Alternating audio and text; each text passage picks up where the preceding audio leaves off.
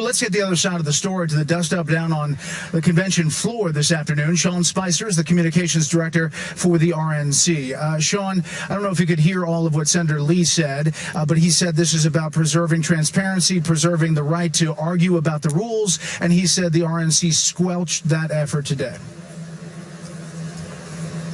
Well, look, the Rules Committee met last week to consider the rules for this convention. There were several motions made by people associated with Senator Lee. Every one of them lost, and they couldn't garner any support for a minority report at that time.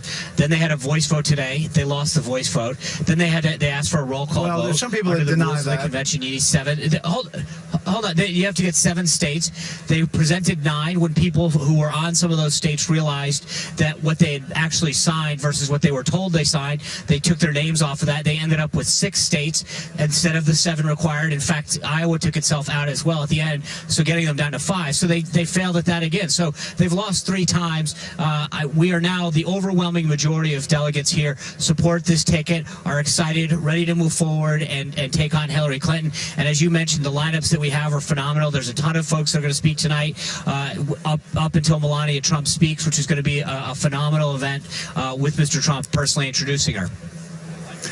How much do you think Ted Cruz is behind this effort, and what about this effort to put his name into nomination tomorrow? I don't know. I mean, I don't know what role Senator Cruz has.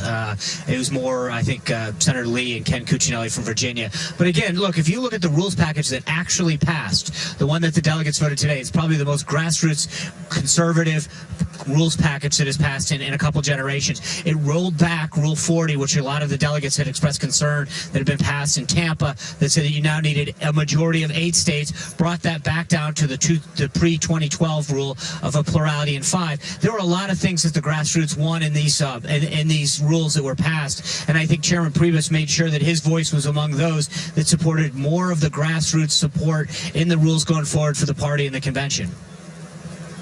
Are you worried, Sean, that tonight, no matter how good the speakers are, no matter how much Melania Trump nails her speech, that the headlines from this day will be Rocky's start to the RNC convention?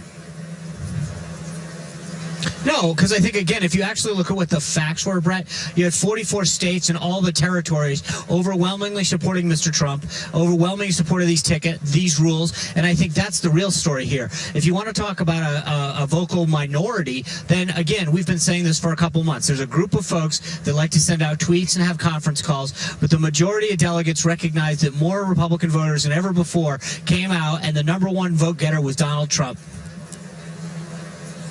Will there be an effort to prevent Ted Cruz's name from being in nomination? I mean, that's what we're hearing, is that there's an effort to do that, and that he's going to come out and speak and try to have some kind of Reagan 1976 moment in his mind. Well, I think, look, Ted Cruz has been an advocate of conservative principles. He knows what's at stake right now in this election. He knows that Hillary Clinton could have 2 to 4 Supreme Court picks that would alter the trajectory of this country for a generation.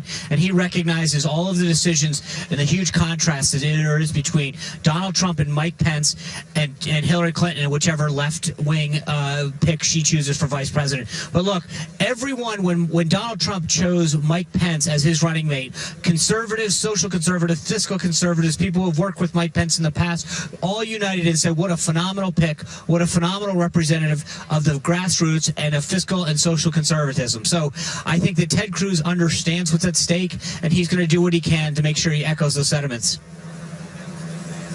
Sean Spicer with the RNC. Sean, thanks for the time. Fair and balanced on what happened today on the floor.